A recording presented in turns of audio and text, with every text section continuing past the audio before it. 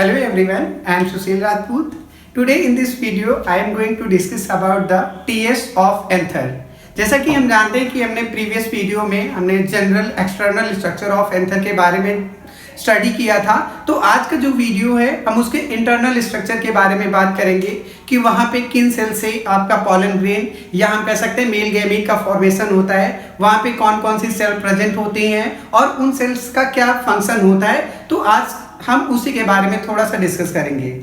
इससे पहले हम थोड़ा सा उसको डिस्कस करने से पहले हम थोड़ा सा अगर हम बात कर लें, हमने जैसा कि बोला था कि अगर हम बात करें आपका जो एंथर होता है, तो एंथर जो होता है हमने बताया था कि ये क्या होता है, आपके स्टेमेन का अपर स्वेल्ड पार्ट होता है और इस एंथर के नीचे ये फिलामेंटस स्ट्रक्चर निकला होता है जिसका नाम हमने क्या दिया था, फिलामेंट। तो अगर हम बात करें स्टेमेन की तो वो दो पार्ट से मिलकर बना हुआ था, फिलामेंट प्लस आपका एंथर। तो फिलामेंट का मेन काम तो इस एंथर को अटैच करना ही होता है, लेकिन जो मेन आपका जो मेन रोल होता है आपके रिप्रोडक्शन में, यानी कि formation of gamete, male gamete, वो आपके एंथर के अंदर होता है। तो आज के वीडियो में हम क्या करेंगे, इसके ट्रांसफर सेक्शन के बारे में स्टडी करेंगे। अगर हम इस एंथर को ऐसे कट कर लें, सपोज यहाँ पे फिलामेंट ना हो, तो अगर हम इस वाले पोर्शन को ऐसे कट करके देखें इस एंथर को, तो इसके अंदर कौन कौन सी सेल्स होती हैं, उनका क्या काम होता है, यहाँ पे कौन कौन से स्ट्रक्चर्स होते हैं, कैसे वो पॉलन ग्रेन का फॉर्मेशन होता है या माइक्रोस्पोर का फॉर्मेशन होता है। तो आज के वीडियो में हम उसी के बारे में डिस्कस करेंगे। तो आइए हम देखते हैं। हम सबसे पहले अगर बात कर लेते हैं टीएस ऑफ एंथर के बारे में। तो अगर हम सबसे पहले टीएस ऑफ एंथर के बारे में बात करें तो यहाँ पे मैंने एक डायग्राम शो कर रखा है। तो जनरली अगर आप ट्रांसफर सेक्शन ऑफ एंथर को कट करते हैं तो वहां पे हमने चारों ये पूरा स्ट्रक्चर नहीं बनाया हो, हमने एक साइड का बना लिया है क्योंकि पूरा ड्रॉ करने में काफी लंबी टाइम भी जाता है और सेम टाइप का पूरे में होता है। तो हमने एक तरफ का यानी कि एक साइड का हमने यहाँ पे पूरा ड्रॉ कर लिया है। तो हम अगर इस ट्रांसफर सेक्शन ऑफ एंथर को देखें तो यहाँ पे मेनली क्या होते हैं, 4 लेयर्स होती हैं। यानी कि हम सिंपली अगर हम बात करें यहाँ से ऐसे कट करते हुए आए तो हम देखते हैं कि जो एंथर की वॉल होती है वहां पे मेनली 4 सेल्स पाई जाती हैं और इन 4 सेल्स का क्या होता है, अलग अलग फंक्शन भी होता है।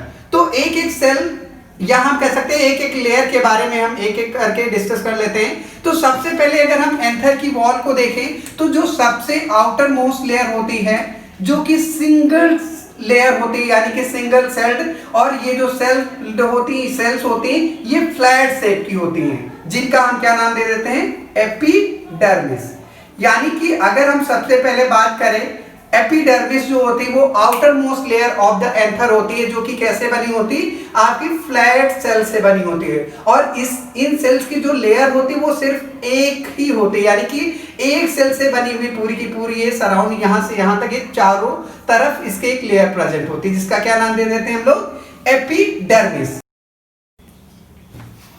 तो सेकेंड लेयर जो होती है, पहले आपकी मैंने बात की आपकी एपिडर्मिस जो कि मैंने बताया वो सिंगल लेयर फ्लैट शेप की सेल से बनी होती है। सेकेंड जो लेयर होती है वो क्या होती है, आपकी रेडियली अरेंज सेल्स होती हैं और ये भी सिंगल लेयर सेल होती हैं, यानी कि पूरी की पूरी जो लेयर होती है वो सिंगल लेयर होती है और आपकी जो सेल्स का अरेंजमेंट होता है वो रेडियली होता है। तो इन सेल के लिए जो टर्म दिया जाता है उसे बोलते हैं एंडोथीसियम। यानी कि अगर हम बात करें टीएस ऑफ एंथर की तो पहली जो लेयर होती है वो आपकी एपिडर्मिस होती है, सेकेंड जो लेयर होती है आपकी वो कौन सी होती है, आपकी एंडोथीसियम होती है। और एंडोथीसियम के अंदर ही आपका जो होता है वो कैलोस थिकनिंग पाई जाती है। यानी कि एंडोथीसियम की सेल्स को अगर हम बात करें तो इन दो सेल्स के बीच में क्या होती है, एक स्पेशल टाइप का केमिकल सब्सटेंस यहाँ पे स्टोर होता है या जमा हो जाता है जिसे हम क्या कहते हैं, कैलोस बोलते हैं। तो इनके बीच में क्या पाया जाता है, कैलोस थिकनिंग पाई जाती है।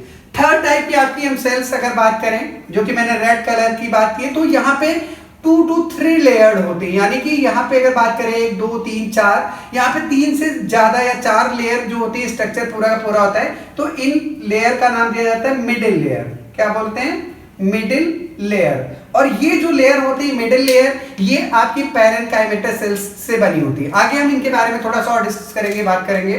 तो ये आपकी जो थर्ड लेयर होती है वो आपकी कौन सी होती है, मिडिल लेयर होती है जो कि आपके पैरेन्काइमेटस टिश्यू से बनी होती है। अब अगर हम बात करें जो फोर्थ लेयर होती है आपके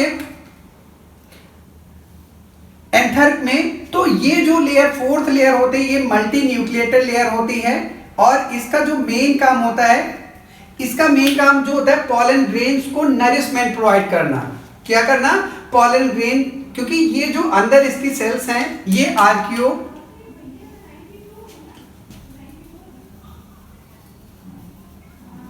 स्पोर सेल्स हैं, आर्कियोस्पोर सेल्स हैं। तो ये आर्कियोस्पोर सेल्स ही बाद में मैच्योर होने के बाद पॉलन ग्रेन या हम कह सकते हैं माइक्रोस्पोर का फॉर्मेशन करती हैं। तो इन सेल्स को जो आपका नरिशमेंट प्लस प्रोटेक्शन, एक तरह से मेन काम जो होता है वो नरिशमेंट प्रोवाइड करने का काम होता है, वो आपकी टैपिटल लेयर का होता है। तो आगे और भी इसके कई सारे काम हैं, मैं एक एक करके डिस्कस कर लूंगा। तो ये जो फोर्थ लेयर अगर हम टीएस ऑफ एंथर को कट करें तो इसमें 4 लेयर मिलती हैं। पहली आपकी एपिडर्मिस, दूसरी एंडोथीसियम, तीसरी आपकी मिडिल लेयर होती है एंड फोर्थ आपकी टैपिटम लेयर होती है। और टैपिटम लेयर की पूरा मास ऑफ द आर्कियोस्पोरियल सेल्स का पूरा फील्ड होता है यहाँ पे।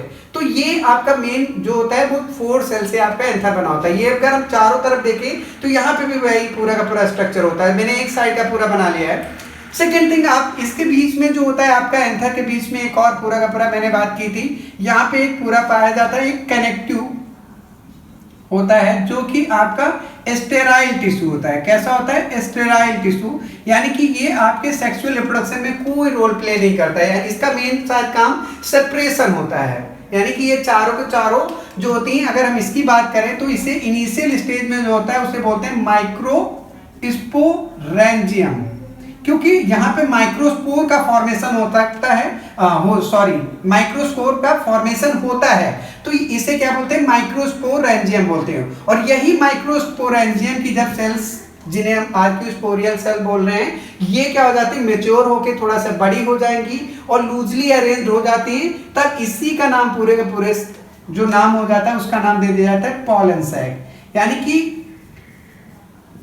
माइक्रोस्पोरेंजियम को ही पॉलन सैक बोलते हैं, लेकिन क्या कब? जब ये पूरा का पूरा टैपिटल सेल और यहाँ की सेल्स पूरा मैच्योर हो जाती है और ये पूरा के पूरे सेल्स जो होते हैं वो टेट्राड के फॉर्म में अरेंज्ड हो जाती है, तब उसके लिए टर्म यूज आ जाता है पॉलन सैक। तो इसके बारे में थोड़ा बाद में डिस्कस करेंगे। तो अभी अगर हम इन चारों लेयर के बारे में बात करें एक एक करके, तो सबसे पहले अगर हम बात करें एपिडर्मिस के बारे में।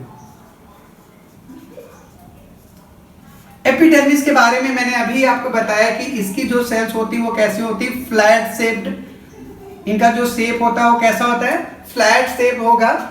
दूसरी चीज कैसी होती है? सिंगल लेयर्ड होती है, यानी कि ये आपकी अगर एंथर के बात करें तो ये इसमें एक ही लेयर होती है इस तरह की सेल्स का। और फंक्शन की अगर हम इनके बात करें तो जो इनका मेन फंक्शन होता है वो होता है आपका प्रोटेक्शन ऑफ एंथर। प्रोटेक्शन, क्योंकि आउटर मोस्ट लेयर है तो इनका मेन काम क्या हो जाएगा? आपका प्रोटेक्शन होगा। सेकंड, अगर हम बात करें लेयर का, जो कि मैंने बताया आपकी एंडोथीसियम है। एंडोथीसियम की सेल्स की अगर हम बात करें तो ये कैसी होती है? पहला पॉइंट, रेडियली अरेंज होंगी।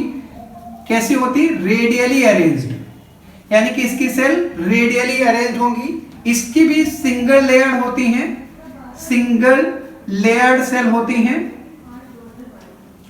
तीसरा पॉइंट जो होता है यहाँ पे कैलोज थिकनिंग पाई जाती है between the cell. Callose thickening is present.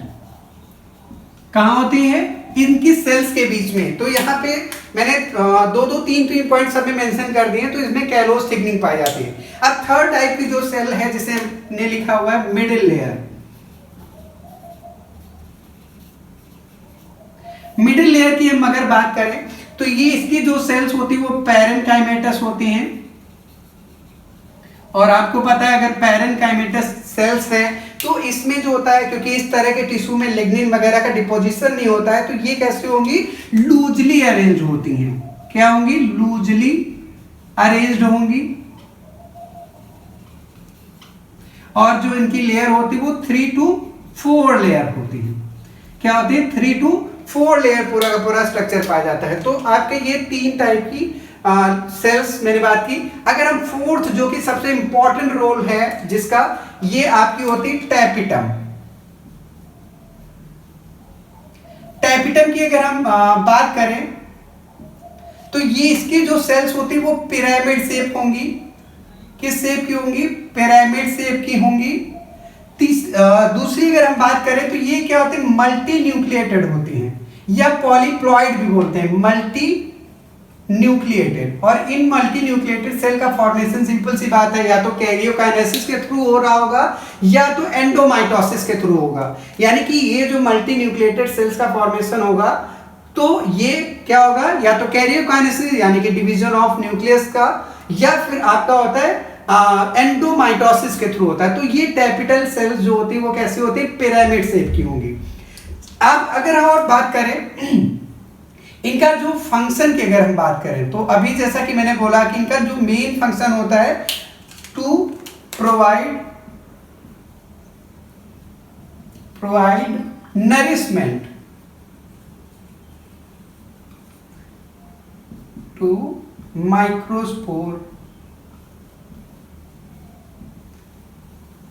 माइक्रोस्पोरियल cell, या हम कह सकते हैं पॉलन ग्रेन जिससे बनेगा, उन सेल्स को नरिशमेंट प्रोवाइड करने का काम करती हैं। तो मेन काम क्या होता है? नरिशमेंट प्रोवाइड करना। यानी कि अगर हम एंथर में बात करें तो टैपिटल लेयर का मेन काम क्या होगा? आपका नरिशमेंट देना। सेकंड एक और काम होता है, ये दे सिक्रीट, यानी कि आपकी जो टैपिटल लेयर की सेल्स होती हैं they secrete a enzyme called callase, यानी कि एक एंजाइम भी निकालते हैं कैलेज। और कैलेज का जो मेन काम होता है, यानी कि इनसे जो एंजाइम निकलता है, आपकी जब आर्कियोस्पोरियल सेल, यानी कि जो हम अगर बात करें टैप्टम प्लस आर्कियोस्पोरियम, ये बाद में ही माइक्रोस्पोरेंजियम बोला जाता है, मेच्योर होने के बाद पॉलन सैक जैसा हमने बताया। तो ये आपकी जो सेल्स पूरा का पूरा लूजली अरेंज हो जाएंगी, तो आपकी माइक्रोस्पोरियल सेल, या हम कह सकते हैं माइक्रोस्कोप जो होता है, माइक्रोस्पोर जो होता है वो टेट्राड फॉर्म में होता है। यानी कि चारों के चारों सेल्स जो होती है, या हम कह सकते हैं pollen grain, initial pollen grain जो भी मैच्योर नहीं हुए, ये पूरा का पूरा कनेक्टेड होते हैं। तो इनके बीच में जो होता है, यहाँ पे क्या पाया जाता है? इनके बीच की सेल्स जो होती है वो आपकी कैलोज थिकनिंग यहाँ पे भी होती है। तो इस कैलोज थिकनिंग को डिसॉल्व करने का काम, यानी कि इन टेट्राड जो सेल्स हैं ये चारों के चारों, इनको सेपरेट करने का काम कौन करता है? आपका कैलेज एंजाइम, जो कि कहां से निकलता है? आपकी टैपिटम की सेल से निकलता है। एक और काम इनका होता है, दे फॉर्म यूबिस बॉडीज। क्या करती है? एक और काम करती है, इनका जो होता है ये यूबिस बॉडी का फॉर्मेशन करते हैं। और ये यूबिस बॉडी जो होती है, इसके सराउंडिंग में अगर हम बात करें, यूबिस बॉडी के सराउंडिंग में बात करें, तो यहां पे एक सब्सटेंस होता है जिसको बोलते हैं स्पोरोपोलोनिन।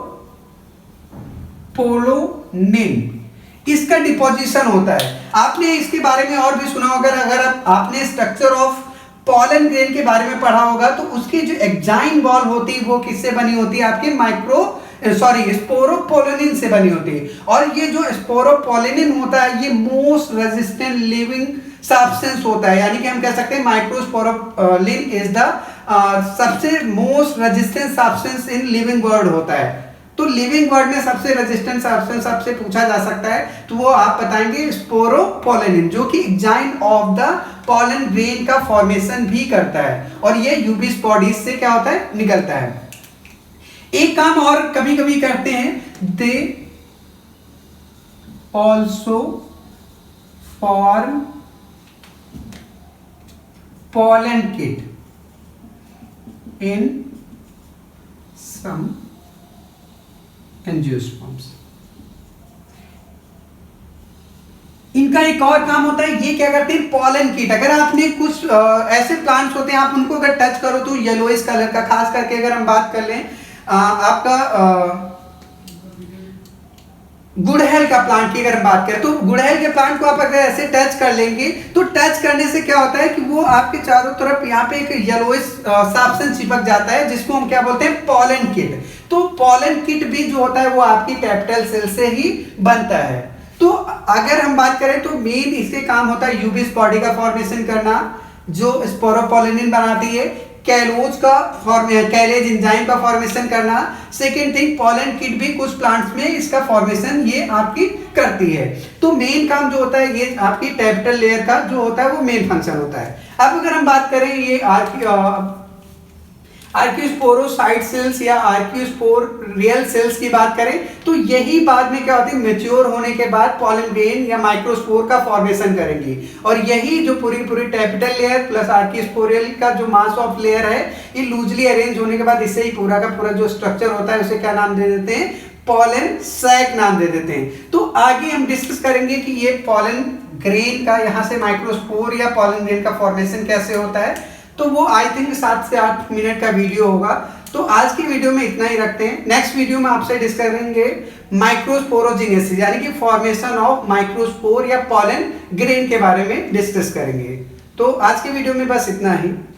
अगर आपको मेरी वीडियो पसंद आई है तो इसे लाइक करें, शेयर करें, कमेंट करें और अगर आप मेरे चैनल पे नए हैं तो इसे सब्सक्राइब करें। Thank you.